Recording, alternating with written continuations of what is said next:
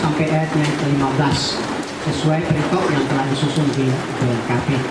Roma pasal 1 ayat 8 sampai 15. Beginilah firman Tuhan. Paulus ingin ke Roma. Pertama-tama aku mengucap syukur kepada Allahku oleh Yesus Kristus atas kamu sekalian, sebab telah tersiar kabar tentang imanmu di seluruh dunia. Karena Allah yang kulayani dengan segenap hatiku dalam pemberitaan Injil anaknya adalah saksiku bahwa dalam doaku aku selalu mengingat kamu. Aku berdoa semoga dengan kehendak Allah aku akhirnya beroleh kesempatan untuk mengunjungi kamu. Sebab aku ingin melihat kamu untuk memberikan karunia rohani kepadamu guna menguatkan kamu. Yaitu supaya aku ada di antara kamu dan turut terhibur oleh iman kita bersama, baik oleh imanmu maupun oleh imanku. Saudara-saudara, aku mau supaya kamu mengetahui bahwa aku telah sering berniat untuk datang kepadamu, tetapi hingga kini selalu terhalang, agar di tengah-tengahmu aku menemukan buah, seperti juga di tengah-tengah bangsa bukan Yahudi yang lain. Aku berhutang baik kepada orang Yunani maupun kepada orang bukan Yunani, baik kepada orang terpelajar maupun kepada orang tidak terpelajar.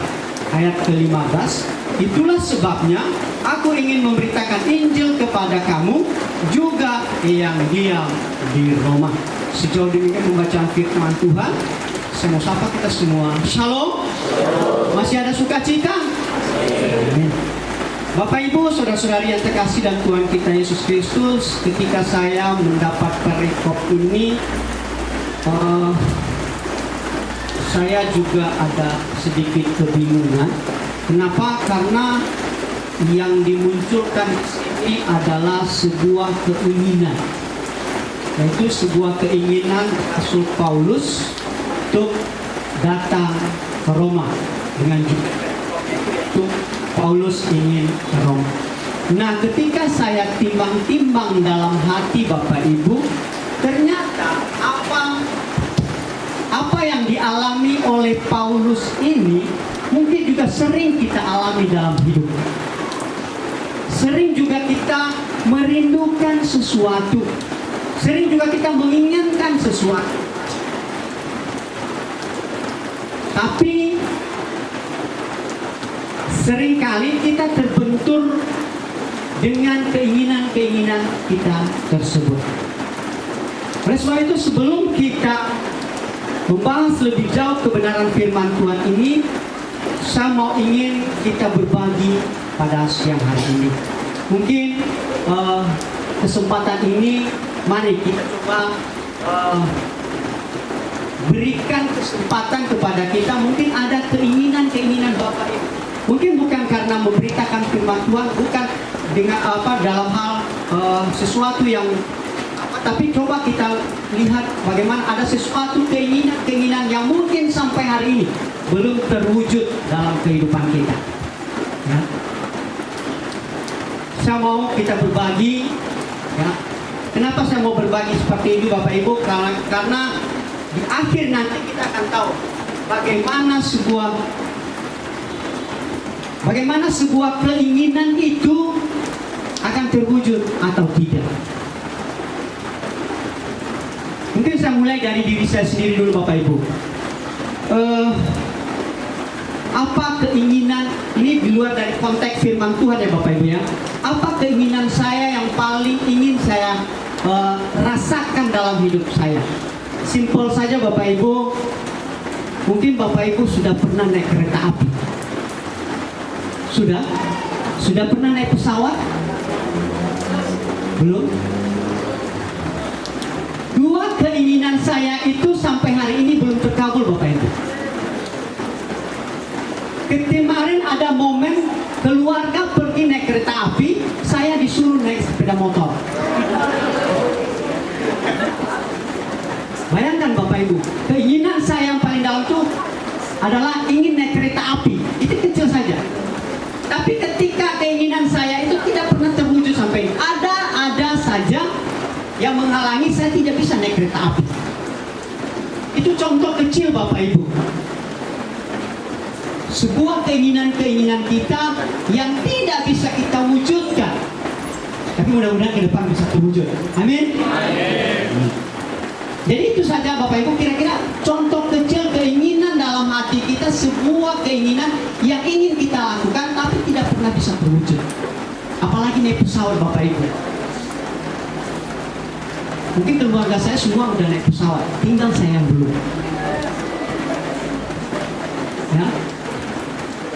Jadi ini satu keinginan. Ya, kita berbicara masalah keinginan ya Bapak Ibu, bukan kerinduan, tapi keinginan saja. Saya ingin di pesawat. Nah, ini mungkin ada Bapak Ibu, ada sesuatu yang mungkin selama ini menjadi kerinduannya. Silakan Bapak Ibu, saya beri kesempatan kepada kita. Mungkin ada yang ingin menyebut, oh saya ingin begini, tapi sampai hari ini nanti kita akan doakan bersama-sama supaya ke depan apa yang menjadi keinginan Bapak Ibu, saudara-saudari semua bisa terwujud ke depannya. Mungkin ada dari Bapak Ibu yang mau berbagi pada kita pada kesempatan ini yang mungkin keinginannya belum tersampai sampai saat ini. Silakan. Kita pergunakan waktu ini sekitar 20 menit saja Bapak Ibu untuk kebenaran firman Tuhan. Silakan Bapak Ibu kalau ada berbagi. Ada? Yang mau berbagi, ingin menyatakan bahwa ada satu keinginan. Mudah-mudahan dengan berbaginya Bapak Ibu ke Bapak Ibu, sampaikan pada kesempatan ini, semua kita yang hadir akan mendoakan keinginan Bapak Ibu itu sehingga akan terwujud di kemudian hari.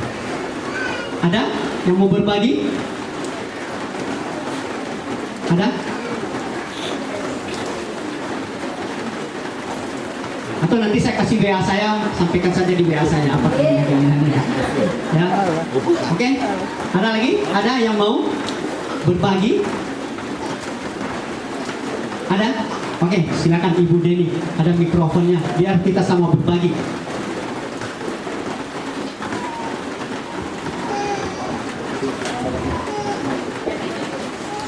Oke, ini kita sempatkan kepada Ibu Deni untuk menyampaikan keinginan-keinginannya. Salam Bapak Ibu semuanya. Shalom. Ya, puji Tuhan. Saya Deni, kenal ya.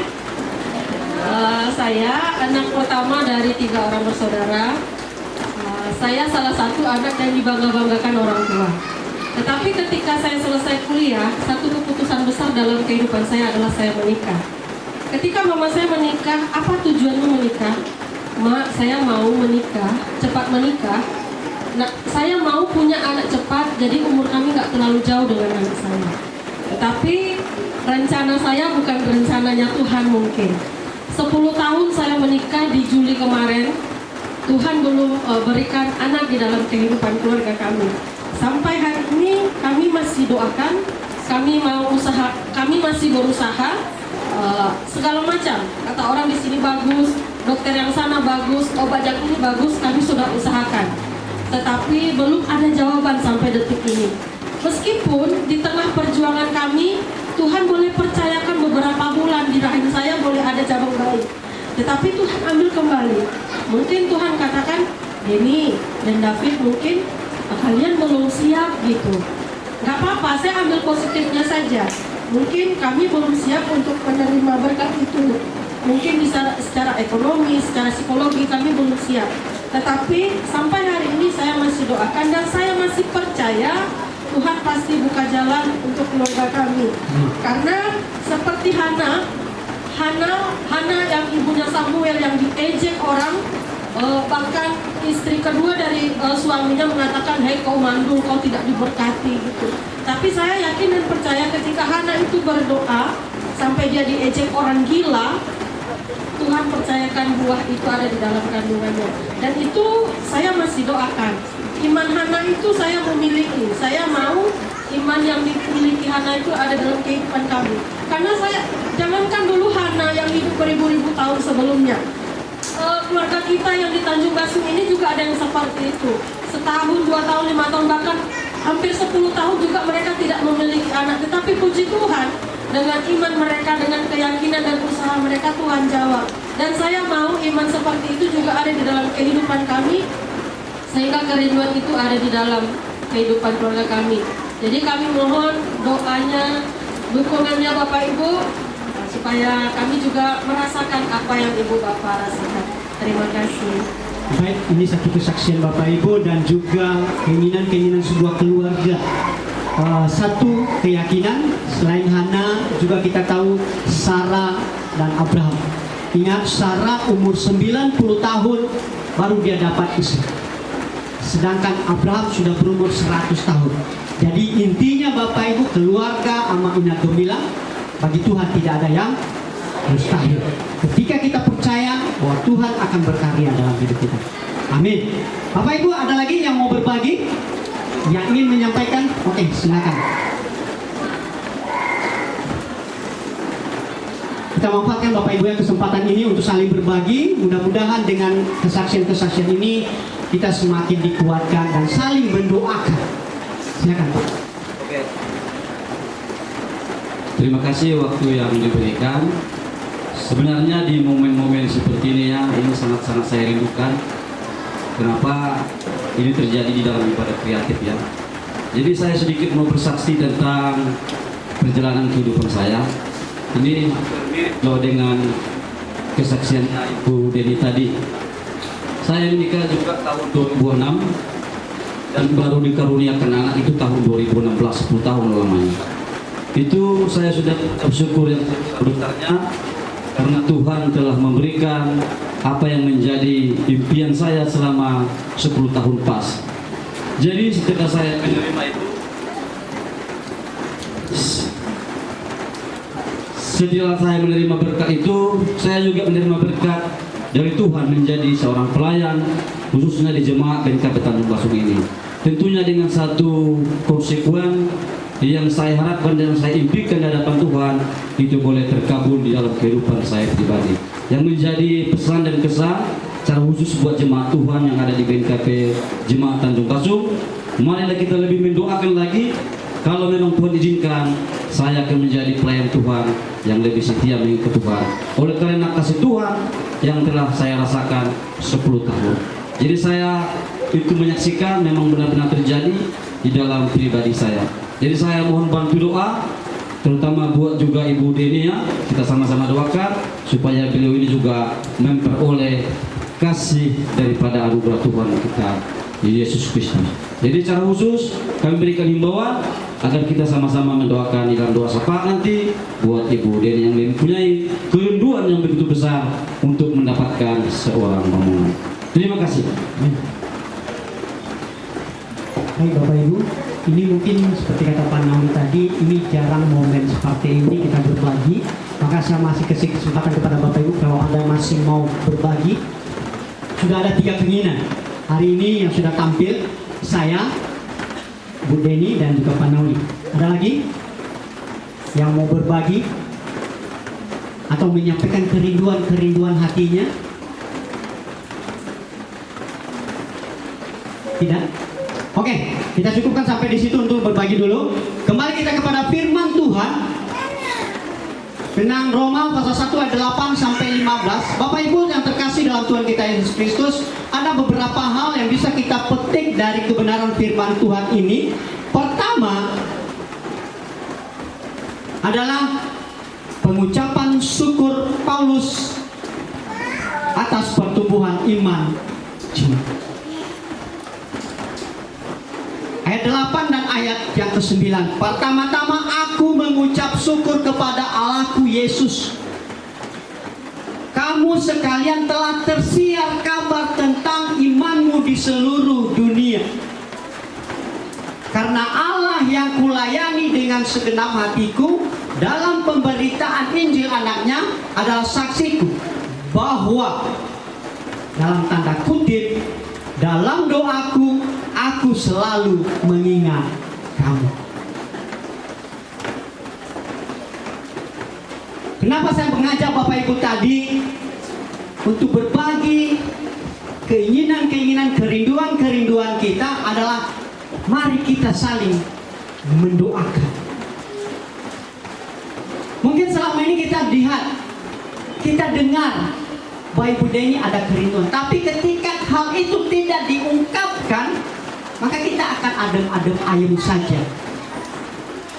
akan santai-santai saja sebagai sesama orang percaya. Ketika sebuah kerinduan Pak Nauli untuk tetap menjadi pelayan Tuhan di Jumat ini tidak diungkapkan pada saat ini, maka itu akan sia-sia, akan jadi keinginannya pribadi. Tapi ketika hari ini dia sudah sampaikan kepada kita, maka ini menjadi tugas dan tanggung jawab kita bersama. Bukan lagi beban keluarga Ama Ina Gemilang sebuah kerinduan itu, tapi beban kita yang hadir pada saat ini. Mari kita dukung dalam doa. Itulah fungsi dan tugas kita Bapak Ibu sebagai hamba-hamba Tuhan, sebagai orang-orang yang percaya kepada Tuhan. Dan intinya yang pertama adalah pengucapan syukur. Tadi kita sudah dengarkan apa yang disampaikan, bahwa apapun yang terjadi dalam hidup mereka sampai saat ini, walaupun sudah 10 tahun lebih, tapi tetap mereka setia kepada Tuhan. Mereka mengandalkan Tuhan. Poin pertama dari firman Tuhan ini yang diajarkan Paulus adalah mengucap syukur dalam situasi dan kondisi apapun yang kita alami. Yang kedua Bapak Ibu, firman Tuhan ini berbicara masalah kerinduan hati Paulus ingin ke Roma. Maka saya bilang tadi Bapak Ibu, sebuah keinginan itu tidak akan pernah terwujud, atau bisa saja tidak akan bisa kita dapatkan dalam bentuk yang kita inginkan. Kenapa? Paulus ini, kalau kita telusuri sejarahnya, dia tidak pernah pergi ke Roma untuk melayani. Walaupun keinginannya tadi mengatakan bahwa saya ingin datang ke Roma, ingin berbagi rohani kepada kalian. Tapi kenyataannya Bapak Ibu, dia pergi ke Roma tidak pernah untuk datang melayani. Dia memang datang ke Roma, tapi sebagai tahanan. Ya, dia memang pergi ke Roma, bisa datang ke Roma, tapi tidak sesuai dengan keinginannya untuk melayani warga jemaat yang ada di Roma. Tapi dia datang ke Roma sebagai tahanan, orang yang dipenjara karena Yesus. Poin kedua Bapak Ibu, sebuah keinginan kita capai mungkin berbeda jalannya, berbeda cara Tuhan menjawab. Kerinduan Roma, Paulus tadi datang ke Roma untuk melayani jemaat di Roma. Tapi apa kenyataannya Bapak Ibu? Dia datang ke Roma bukan sebagai hamba Tuhan, bukan sebagai orang datang untuk melayani, tapi sebagai tahanan kerajaan Romawi yang akan disidang di Roma.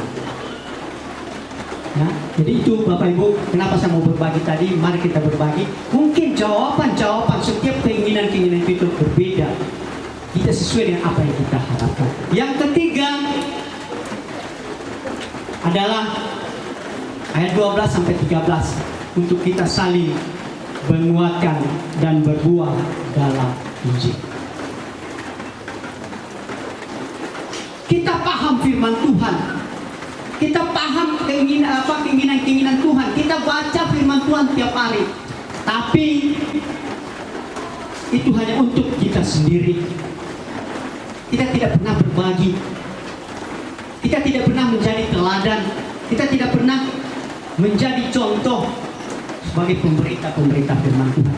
Kita hanya mampu mengatakan, ini bukan hanya Bapak Ibu, mungkin buat saya juga sebagai pembelajaran hari ini, bukan hanya mampu berbicara di depan ini, tapi mudah-mudahan Tuhan pimpin kami untuk bisa menjadi teladan ke depannya.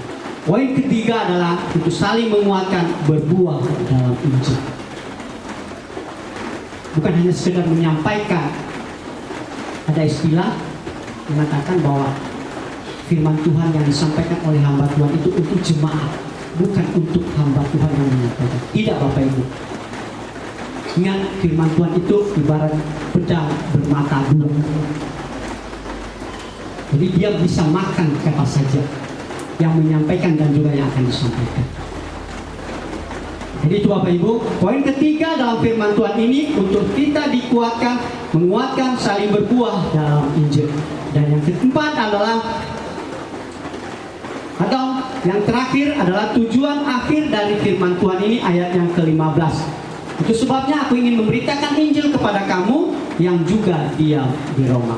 Bapak Ibu saudara-saudari dalam Tuhan kita Yesus Kristus, inti dari firman Tuhan ini pertama adalah dampak iman jemaat.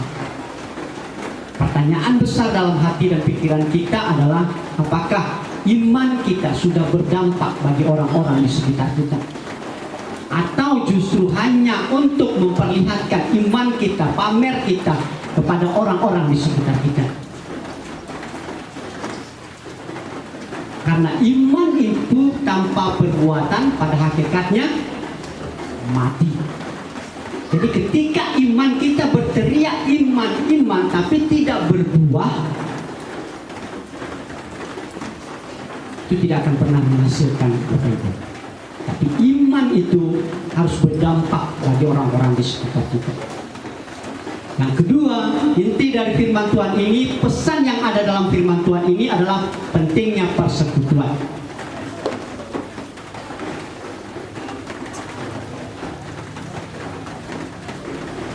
Jemaat kita dari data statistik tahun ini, jemaat BNKP Tanjung Basung itu 871.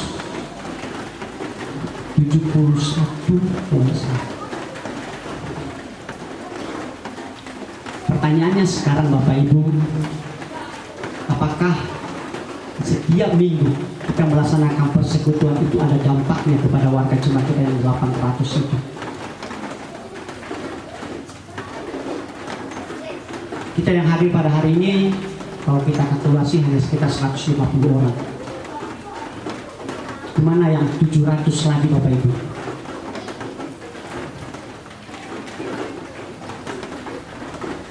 Hanya sebagai anggota organisasi BNKP Jemaat Tanjung Basung dengan segala fasilitas yang ada, atau memang sebagai warga jemaat BNKP Tanjung Basung yang takut akan Tuhan?